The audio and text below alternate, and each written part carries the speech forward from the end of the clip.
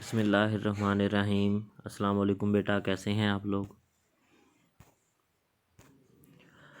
बेटा second year chemistry आज हम चैप्टर नंबर 5 जो है वो स्टार्ट करने जा रहे हैं, जिसमें हम हैलोजन और नोबल गैसेस के बारे में पढ़ेंगे। तो हम स्टार्ट करते हैं बेटा, इंट्रोडक्शन से करेंगे पहले इसका, और फिर हम स्टार्ट करेंगे कंपाउंड्स ऑफ हैलोजन्स। तो बेटा सबसे पहले जो ग्रुप नंबर 7A के जो एलिमेंट हैं जिनको हम कहते हैं हैलोजन्स, उनमें फ्लोरीन है, क्लोरीन है, ब्रोमीन है, आयोडीन है और एस्टाटीन है। ये हैलोजन्स हैं, ठीक है। अब हैलोजन जो वर्ड है, इनको कहा जाता है हैलोजन क्यों कहा जाता है? ये यूनानी ज़ुबान से निकाला है, हेलस या हॉल्स। उसका मतलब है सॉल्ट, जैनन टू जनरेट या टू फॉर्म, ठीक है। कि ये एलिमेंट जो है ना वो मेटल के साथ रिएक्शन करके सॉल्ट बनाते हैं, इसलिए हम इनको सॉल्ट फॉर्मर भी कहते हैं। ये बहुत ज़्यादा रिएक्टिव हैं, नॉन मेटल होते हैं, और बेटा इनकी जो केमिकल प्रॉपर्टीज़ हैं वो सबकी तकरीबन एक जैसी हैं। तो वो कहता है पहले 4 जो एलिमेंट हैं वो उनकी कॉमन एलिमेंट्स एक जैसे हैं, हैलोजन फैमिली के, उनकी प्रॉपर्टीज़ एक जैसी हैं। लेकिन एस्टाटीन जो है बेटा ये रेयर हैलोजन है, ये रेडियो एक्टिव होता है, और ये जो है वो 8.3 आवर्स तक जो है इसका हाफ लाइफ टाइम है, और ये बहुत कम जो है इसकी स्टेबिलिटी होती है। नेक्स्ट बेटा हमारे पास है फिजिकल प्रॉपर्टीज़। हैलोजन जो है वो डायटोमिक फॉर्म में एग्जिस्ट करते हैं, गैस, लिक्विड और सॉलिड स्टेट में एग्जिस्ट करते हैं। यानी कि अगर हम बात करते हैं फ्लोरीन की, क्लोरीन की, तो ये दोनों F2 और Cl2 की फॉर्म में एग्जिस्ट करते हैं, और ये दोनों गैसेस हैं। Br2 जो है बेटा वो लिक्विड है, और I2 जो है वो सॉलिड है। तो ये डायटोमिक फॉर्म में एग्जिस्ट करते हैं, जिनमें पहले 2 जो हैं वो गैसेस हैं। ब्रोमीन जो है बेटा वो लिक्विड है, ठीक है, और आयोडीन जो है वो सॉलिड है। तो ये आपने याद रखना है। फ्लोरीन और क्लोरीन बेटा जो है वो पेल येलो और ग्रीनिश येलो हैं। यानी कि फ्लोरीन जो है वो पेल येलो कलर की गैस होती है, और जो क्लोरीन है वो ग्रीनिश येलो कलर की जो है वो गैस होती है रूम टेम्परेचर पे और रूम प्रेशर पे।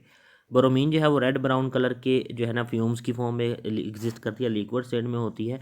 और आयोडीन जो है वो शाइनी ग्रेश ब्लैक जो है वो कलर होता है इसका। इसके बाद बेटा ऑर्डर, इनकी इरिटेटिंग ऑर्डर होती है, स्किन के ऊपर अटैक करती हैं। ब्रोमीन ख़ास तौर पे जो है वो स्किन को जो है वो बर्निंग बहुत ज़्यादा कर देती है। आउटर मोस्ट इलेक्ट्रॉनिक कॉन्फ़िगरेशन बेटा ये 7A ग्रुप से हैं, तो इनके आखिरी शेल में 7 इलेक्ट्रॉन होंगे, जिनमें से 2 इलेक्ट्रॉन एस सब शेल में होंगे और 5 इलेक्ट्रॉन जो हैं वो पी सब शेल में होंगे। आयनाइजेशन एनर्जी, तो बेटा फ्लोरीन, क्लोरीन और ब्रोमीन जितने भी हैं, इनकी आयनाइजेशन एनर्जी जो है वो बहुत ज़्यादा होती है। क्यों? क्योंकि ये नॉन मेटल हैं, ये इलेक्ट्रॉन को आसानी से लूज़ नहीं करती बल्कि उनको गेन करती हैं। तो सबसे ज़्यादा आयोनाइजेशन एनर्जी होगी फ्लोरीन की, और उसके बाद क्लोरीन, फिर ब्रोमीन और फिर आयोडीन की। इलेक्ट्रॉन एफिनिटी बेटा जो है ना वो इलेक्ट्रॉन एफिनिटी जो है हैलोजेंस की वो लार्ज होती है और नेगेटिव होती है। फ्लोरीन की इलेक्ट्रॉन एफिनिटी जो है बेटा वो कम होती है इसकी निस्बत, क्योंकि फ्लोरीन के आखिरी शेल के अंदर 7 इलेक्ट्रॉन होते हैं।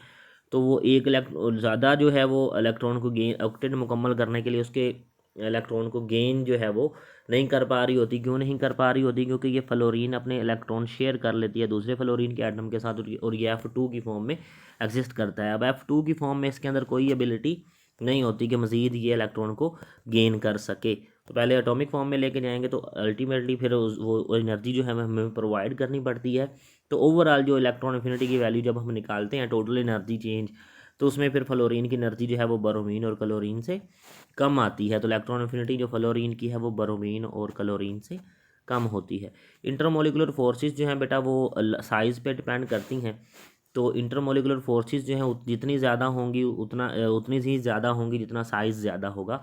तो आयोडीन जो है वो सबसे लार्जर इन साइज़ है, तो उसमें सबसे ज़्यादा लंडन डिस्पर्शन फोर्सेस होंगी, फिर ब्रोमीन में होंगी, फिर बेटा क्लोरीन में होंगी, और फिर फ्लोरीन में होंगी। तो ये बेटा जो है ना इनके अंदर स्ट्रेंथ ऑफ इंटरमोलिकुलर फोर्स का जो है वो रोल प्ले होगा। तो ये ऑर्डर आपने याद रखना है। अक्रेंस कहाँ कहाँ पाए जाते हैं बेटा? नॉर्मली हमारे पास वो एलिमेंट जिनकी इलेक्ट्रोनेगेटिविटी ज़्यादा होती है वो जो है वो नेगेटिव आयंस की फॉर्म में पाए जाते हैं। फ्लोराइड क्लोराइड की फॉर्म में, और जिनकी इलेक्ट्रोनेगेटिविटी की वैल्यू कम होती है, जैसे मेटल्स हैं, सोडियम प्लस है, मैग्नीशियम +2 है, वो इनकी तरह पॉजिटिव आयंस की फॉर्म में पाए जाते हैं। हैलोजन जो है बेटा वो फ्री स्टेट में नहीं मिलते, ये हमें हमेशा कंबाइंड फॉर्म में मिलते हैं, और कंबाइंड फॉर्म में हमेशा ये नेगेटिव आयंस की फॉर्म में हमें मिलेंगे। जिस तरह हमारे पास फ्लोरीन की बेटा मिनरल्स हैं, फ्लोरोस्पार, इसका फार्मूला है CaF2, क्रायोलाइट्स Na3Al(F6), और फ्लोरोएपेटाइट Ca5 PO4 3 F। तो ये है फ्लोरीन की मिनरल्स। इसके बाद क्लोरीन की हैं, हैलाइट है बेटा जिसको हम सी वाटर भी कहते हैं, और कार्नालाइट है KCl MgCl2 और डॉट 2H2 6H2O। ब्रोमीन की बेटा जो है वो ब्राइन वेल्स सी वाटर में पाया जाता है, NaBr KBr MgBr2 की फॉर्म में, और आयोडीन जो है वो NaIO3 और NaIO4 डिपॉजिट जो हैं वो, जिनको हम चाइल्ड ब्राइन वेल्स भी कहते हैं। तो ये बेटा इनके मिनरल्स के नाम हैं, इनको आपने याद रख लेना है। यहाँ पे वो कहते हैं कि इनके इंक्रीजिंग साइज़ की बुनियाद पे आप इनको अरेंज करें। आपको पता है फ्लोरीन का साइज़ सबसे कम है, फिर क्लोरीन का है, फिर ब्रोमीन का, और फिर आयोडीन का। ये हम पहले भी डिस्कस कर चुके हैं। Why iodine has metallic cluster. Iodine की मेटालिक क्लस्टर क्यों होती है? क्योंकि आयोडीन जो है बेटा वो एक लार्ज एटॉमिक साइज़ वाला जो है वो हैलोजन है, और उसके ऊपर जब लाइट फॉल करती है तो उसके इलेक्ट्रॉन एक्साइट होते हैं, और ड्यूरिंग डी एक्साइटेशन बेटा वो एनर्जी को रिलीज़ करते हैं in the form of light. तो वो लाइट जो है वो हमें उसकी सरफेस से निकलती हुई नजर आती है, तो हमें लगता है जैसे उसकी सरफेस जो है वो चमक रही है। तो ये बेटा जो है वो क्वेश्चन आपने 2 याद कर लेने हैं। Peculiar behaviour of fluorine. Peculiar behaviour of fluorine. Fluorine का बेटा हम जानते हैं कि ग्रुप नंबर 7A की अगर हम बात करते हैं, ग्रुप नंबर 7A की, तो हर ग्रुप का जो पहला मेंबर होता है वो अपने बाकी मेंबर की निस्बत अपनी प्रॉपर्टीज़ में पेकुलियर बिहेवियर शो कर रहा होता है। तो यहाँ पे सबसे पहला मेंबर है फ्लोरीन। तो फ्लोरीन भी अपने तमाम मेंबर से जो है वो अलग बिहेवियर शो करता है। तो इसको अपने short question point of view से बेटा जो है ना वो प्रिपेयर करना है। Peculiar behaviour of fluorine. तो बेटा स्मॉल साइज़ होता है फ्लोरीन का, एटम का, और फ्लोरीन आयन का भी स्मॉल साइज़ होता है। तो बेटर ओवरलैपिंग होती है इसके ऑर्बिटल्स की, स्ट्रॉन्ग बॉन्ड बनाता है ये ऑक्सीजन नाइट्रोजन की निस्बत। हाई जो है वो फर्स्ट आयोनाइजेशन एनर्जी होती है। इलेक्ट्रोनेगेटिविटी इसकी जो है बेटा वो 4.0 है। दुनिया में जितने भी एलिमेंट है सबसे ज़्यादा इलेक्ट्रोनेगेटिव एलिमेंट है उनमें से। डिसोसिएशन एनर्जी जो है वो लो होती है इसकी। Due to low dissociation energy ये हाईली रिएक्टिव होता है Cl2 और Br2 की निस्बत। Restriction of valence shell to an octet के, ये इलेक्ट्रॉन को बेटा हम कहते हैं फ्लोरीन। फ्लोरीन एग्जिस्ट करता है F2 की फॉर्म में।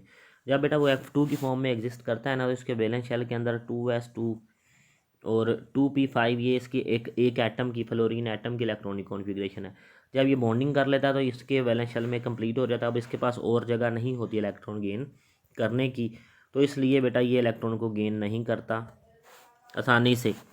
Due to restriction of the valence shell to an octet many fluoro compounds show inertness.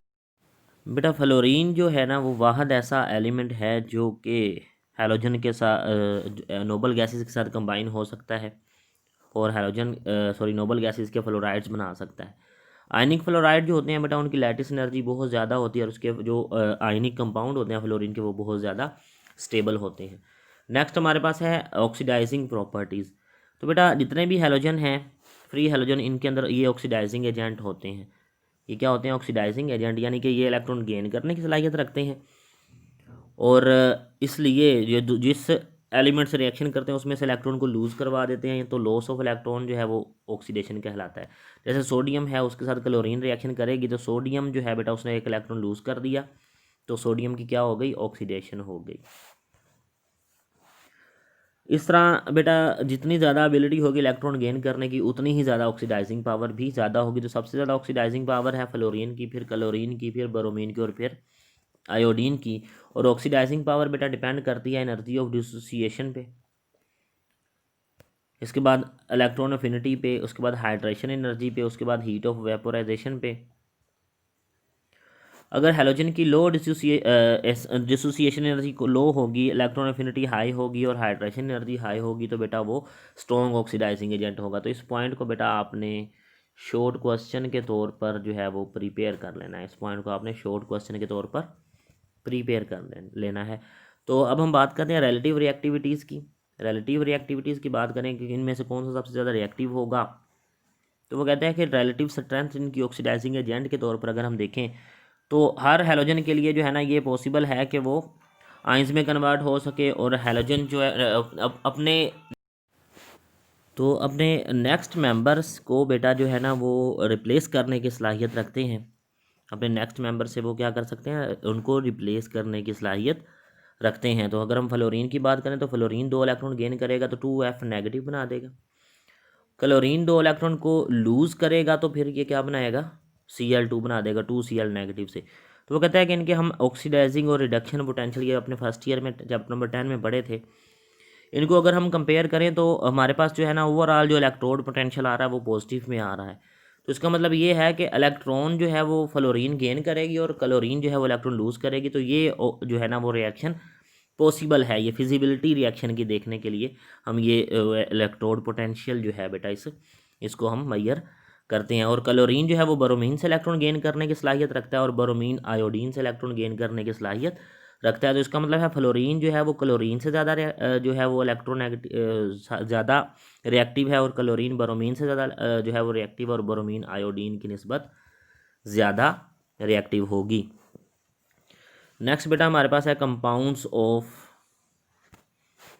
Halogens. तो पहले हम कंपाउंड जो पढ़ने जा रहे हैं वो है हाइड्रोजन हैलाइड, यानी कि हम बात करने जा रहे हैं हाइड्रोजन के साथ हाइड्राइड भी इनको हम कह सकते हैं, हैलोजन के हाइड्राइड।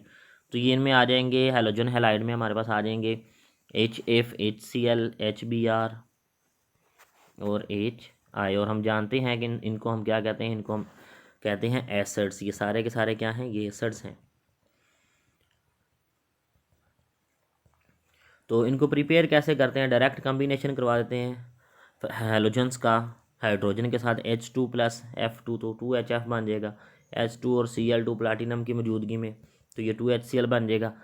और HBr बनाने के लिए हम H2 और Br2 को रिएक्शन करवा देते हैं और H2 और I2 का रिएक्शन करवा के हम 450 डिग्री सेल्सियस पे प्लाटिनम की मौजूदगी में हम ये हाइड्रोजन आयोडाइड बना सकते हैं। तो इस रिएक्शन में ये जो पहला रिएक्शन है ये बड़ा एक्सप्लोजिव रिएक्शन होगा। फ्लोरीन चूँकि सबसे ज़्यादा रिएक्शन है और रिएक्टिव है तो बहुत तेज़ी से रिएक्शन करेगी, लेकिन आयोडीन जो है वो बहुत स्लो रिएक्शन करेगी।